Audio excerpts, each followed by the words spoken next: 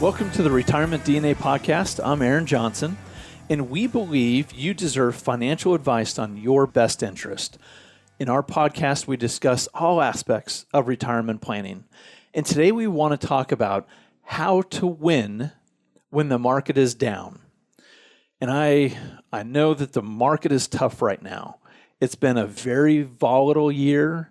We've got a lot going on in our economy. We've got a lot going on in the world. And watching it all and what's happening is not a lot of fun. But when things are down like this, it's important to not just freeze and not act, right? Yes, we want to, our time in the market is very important, but there might be strategies that we can change to based on what is going on in our economy today. So we know that while the market is down right now, and obviously the markets don't cooperate every year, we know that when we invest money in the market, some years we're going to make money and some years we're going to lose money. But the idea is that over time, we should make money. The challenge of all of this, though, is the timing of those good years and bad years and when to retire. When you're young and you're working and you're putting money into your 401k and your Roth IRA and you're saving, the timing of those things does not really matter. If the market's down, great, we're still putting money in, so we're dollar cost averaging. And now we're going to get the growth on that money. But when you're getting ready to retire or you're within about 10 years of retirement, it has an enormous impact on your lifestyle after you retire. And in fact, if you aren't set up the right way, you might find yourself having to go back to work. Or if you're probably within 5 years of retirement and aren't set up the right way, you might find yourself having to go back to work or delay retirement. So just to kind of talk about this, I want to give you an example of a couple that we talked to a couple months ago. And their name is John and Mary, right? Change the names. And just a little background, at the beginning of the year, at the end of last year of 2021, John in his 401k had about $800,000. Mary is already retired. And John came in and said his plan was basically to work one more year and then in 2022 and then retire, and he and Mary travel around. So when he came in, he was talking to us and he said, my idea was I've got $800,000. I'm going to add about another $26,000 in my company 401k. The company's going to match me. They're going to put in another $5,000 or $6,000. I figure I'm going to have some growth throughout the year. So I should have about $900,000 when I retire. I know I'm going to need about $36,000 a year from it, so about $3,000 a month. Everything should be fine, should work out great. You know, that $36,000 comes to about 4%, so he's going to do the 4% rule. But he said, here's my problem. Halfway through the year, I started with $800,000, figured I would add and get some growth and end the year with about $900,000. But what happened? Yeah, the market happened. And this economy has happened. He's down to about 650. He's all in the market. He's got he thought he was diversified with about 30-40% in bonds, but in a year when stocks and bonds are down, that hurts. So there's a good chance that he might, if we got some growth, he might be close to 700,000. But if markets kind of keep going the way they're going, he could be closer to 600,000. The other problem is in his 401k, he had about 7 different stock mutual funds and then some bond ones.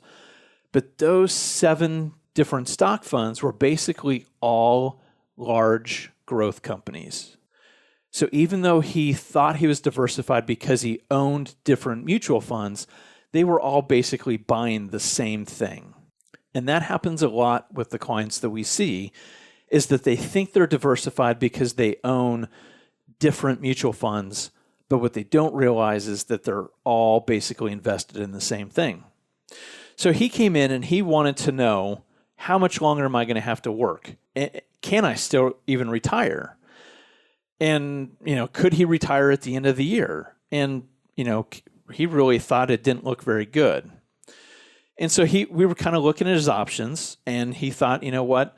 My options are this. I'm going to work more. I'm not going to retire. I'm going to wait for the market to come back in the next year, 2 years, 3 years. Mary really didn't like that idea, and quite frankly, neither did John. No one liked that option. So the second option is we spend less in retirement, and we just have to live on less. But for what they really wanted to do, they didn't think that was going to be possible. So they didn't like that option either. So they came in, we did an analysis on things, and the good news is we could reallocate funds, get some safer, and he could still retire at the end of the year. But we had to make those changes now. We couldn't wait to see what the end of the year would bring. And what I wonder is how many people out there are in the exact same boat.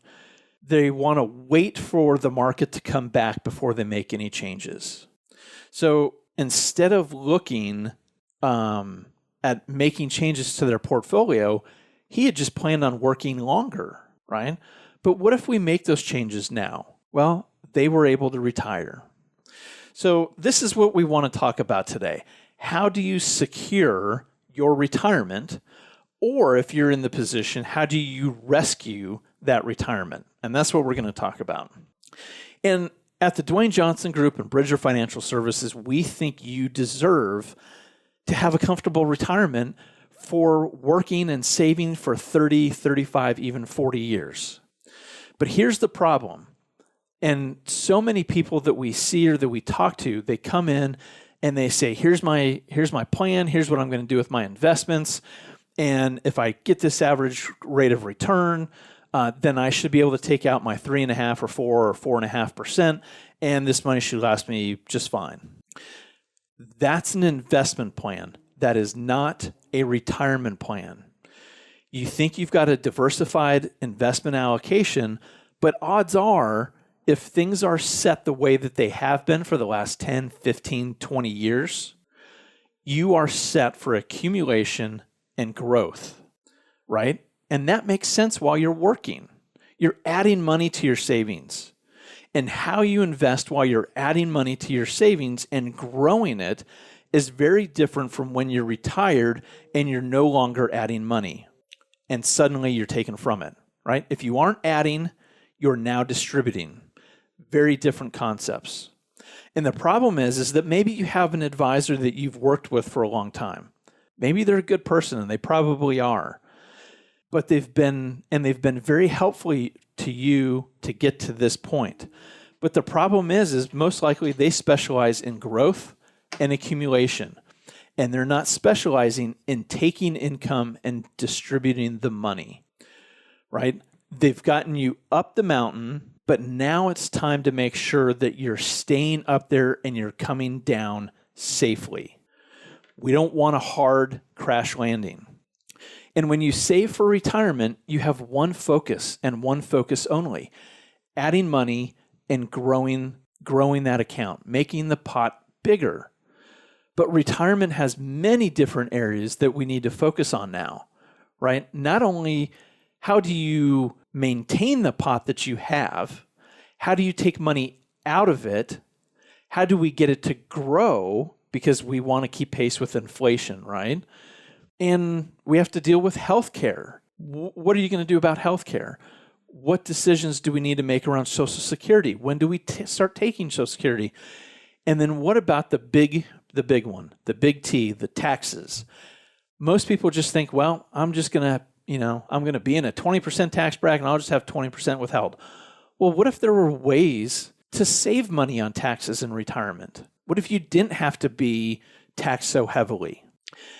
So how do you secure retirement with all of these things that you have to focus on? You have to retire right. And RIGHT is an acronym. It stands for risk, income, growth, healthcare, taxes, right? So you have to manage the risk. We have to have a plan to generate income. We have to grow the money.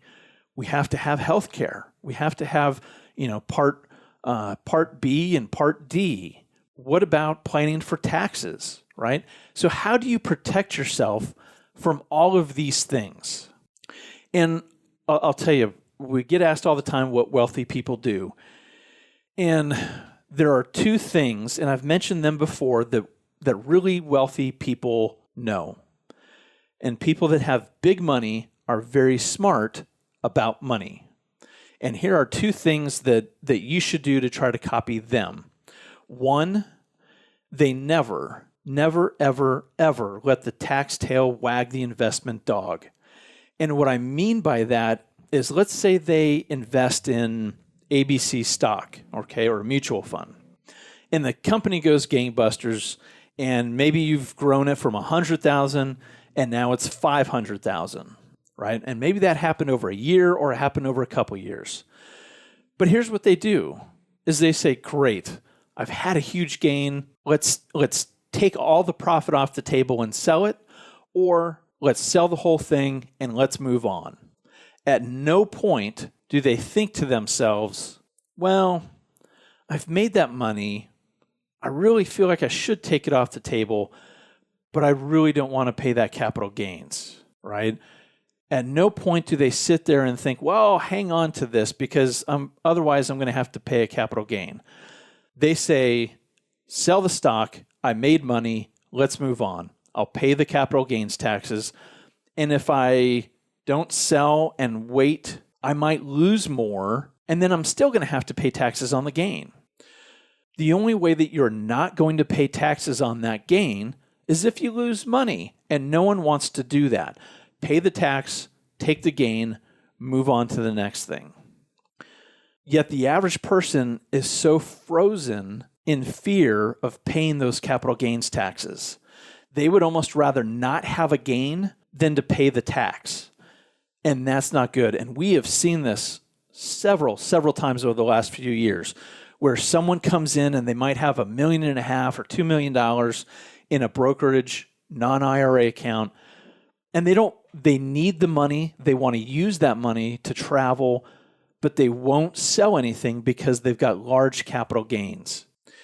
And one gentleman came in with $1.5 million and 850,000 of it was capital gains, but he wouldn't sell it. He didn't want to sell anything because he was so frozen because he didn't want to pay the tax, right? They need money to live, but they don't want to sell and pay taxes. Don't do that. Don't let it get to that point. Be smart, tax loss harvest every year when you can, but otherwise pay the tax and move on. The second thing the very wealthy people do is they have some way of limiting losses, right? They aren't afraid to get rid of the losers. They know that every position that they invest money in isn't going to make money. But so many people are afraid to get rid of that stock that's losing money. They are emotionally tied to the stock and can't sell because it means that they were wrong in that stock pick. Don't be emotionally tied to your money. If a stock is down, look at why it's down. Is it a broken company? Is it the overall markets? Or is it just time to get out and move on? Limit the losses and limit those losses, sell the losses, and ride the winners. Remember, if you have a loss in an investment, that's a write-off that you can have to help offset gains or dividends in other areas. So the other day we were talking to this couple, and they were saying that they had 1.3 million. We're now at $1 million. And when they got back to, they really liked what we had to say, but they wanted to wait until the market got back to 1.3 million, and then they would do something. All that tells us is that you're not thinking clearly.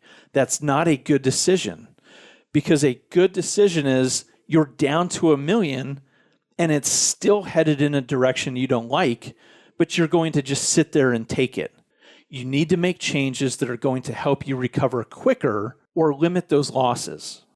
One of the big issues with securing your retirement or rescuing your retirement is to not sit there and just say, well, my accounts are headed in the wrong direction. I'd better do nothing until they turn around. That's one of the worst decisions that you can make. The worst. Guess what? They might not be going down, but if it's not working, make a change, right? Yet so many people are just frozen and they can't make that decision. So let's get back to John and Mary. We were able to help them rescue their retirement. First thing we did was say, hey, you've got these losers. Let's stop the bleeding and move to cash first. Let's reset the whole thing. Okay. So now we have to solve for income, right? Because if you don't have income, it's hard to retire. They needed $3,000 a month or $36,000 a year.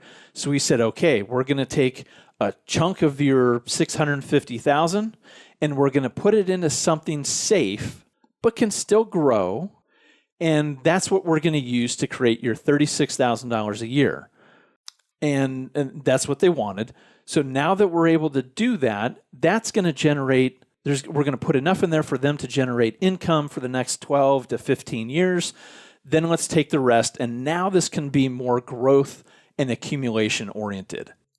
But instead of using a buy and hold approach, let's do something more tactical in nature. Something that when the markets are going well, we can be more aggressive. But when the markets are bad, we can be a little more on the defensive, right? So we're adjusting to what the markets are doing. It's a lower risk way to invest, but can potentially give you better overall returns. Remember, from the last podcast, The Power of Zero, or if you've watched the YouTube videos, I've showed you some examples of this. The narrower the range of returns, the more predictable those returns are, and a much better outcome you're going to have. So we were able to put that together for them, and it clicked for him. He said, oh, I do have to make a change. If I do this, I can actually still retire when I want. And we said, yes, but you can't wait for the market to come back. You have to make the change now. You can't stay where you are. So he's off and running, and we've got plans to retire at the end of the year. So what about you? Where are you with your retirement planning? Are you frozen with where you are right now and how the markets are? Have you looked at your accounts? They're probably down. And let's be honest, it's very possible that the markets are going to keep going down for a little while, or at least kind of keep trading in this range. See, proper planning is all about how do you win when the markets are cooperating, but it's also about how do you win when the markets do not cooperate and are bad. See, we hope for the best, but we want to plan for the worst. So many might have a plan as long as things go well in the market. But what about when markets don't cooperate? As Mike Tyson said, everyone has a plan until they get punched in the face, right? Hope is not a plan. So let's make sure that your plan works when the markets are cooperating and when they're not. We want to see your retirement income we want to see it based on math and not for you to have to rely on the markets.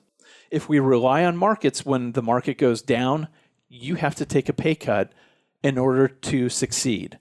If we do things the way that we mentioned and reallocate things, you don't have to do that. We don't want you to have to rely on the markets for your retirement income.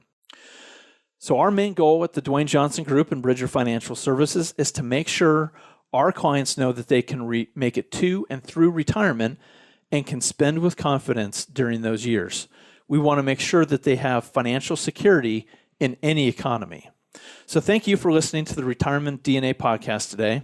If you have any questions or would like to sit down with us for an initial consultation to see if you're on track to meet your secure retirement, please give us a phone call, 951-244-6702. Again, that's 951-244-6702.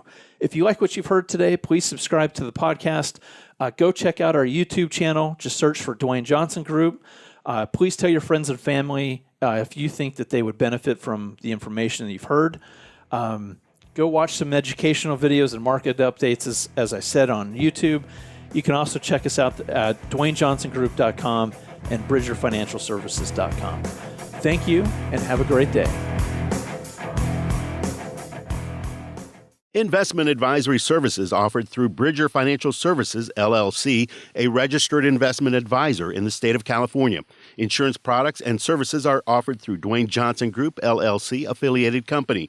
Investing involves risk, including the potential loss of principal. Any references to protection, safety, or lifetime income generally refer to fixed insurance products, never securities or investments. Insurance guarantees are backed by the financial strength and claims-paying abilities of the issuing carrier. This podcast is intended for informational purposes only. It is not intended to be used as the sole basis for financial decisions, nor should it be construed as advice designed to meet the particular needs of an individual situation. Dwayne Johnson Group, LLC is not permitted to offer, and no statement made during the show shall constitute tax or legal advice. Our firm is not affiliated with or endorsed by the U.S. government or any governmental agency.